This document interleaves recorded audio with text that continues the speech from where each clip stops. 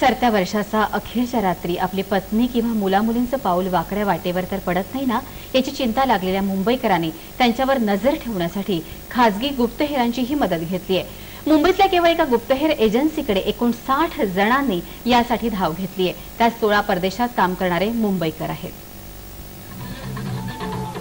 31 डिसेंबरची रात्र, एक अशी रात्र जेव्हा प्रत्येक जण नवीन वर्षाचा आनंद साजरा करतो।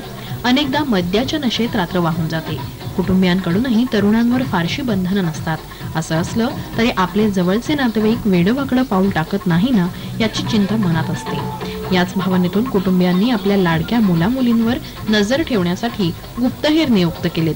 दुसरीकडे परदेशात काम करणाऱ्या मुंबईकरांनी आपल्या पत्नीचा 31 डिसेंबर कोणाबरोबर साजरा होतो हे माहीत करून घेण्यासाठी गुप्तहेर नेमलेत। मुंबईतील लोटस डिटेक्टिव्ह एजन्सीकडे वर्षाच्या शेवटच्या रात्री आपल्या पत्नी आणि मुलं-मुलींवर नजर ठेवण्यासाठी 12 एनआरआयनी संपर्क साधलाय।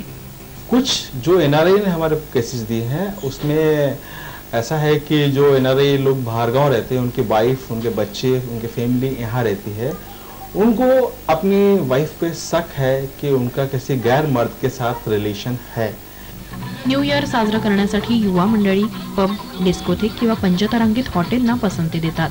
झगमगणारे लाईट्स, मधुर संगीत, हातात एक पेग वाईन अशा वातावरणात बहुतेकदा युवा मंडळी तारुण्याच्या उत्साहात चुकीचं पाऊल उचलतात।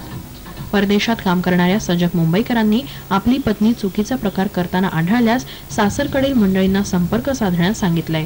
हमारे पास जो एनआरआई लोग हैं वो यहाँ नहीं रहते हैं, उनकी फैमिली यहाँ रहती है, तो उन लोगों ने हमें फुल अथॉरिटी दिया हुआ है।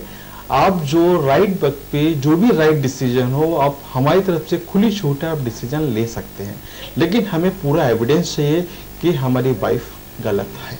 गुप्तहेरांची मदत घ्यावी लागण्याचे प्रकार आता वाढतायत। परदेशात राहणाऱ्या मुंबईकरांचा आपल्या पत्नी आणि मुलांवरचा विश्वास कमी झाला असला तरी याकडे अजून लक्ष देण्याची गरज आहे। झी 24 ताससाठी दिनेश मौर्यसह ब्युरो रिपोर्ट।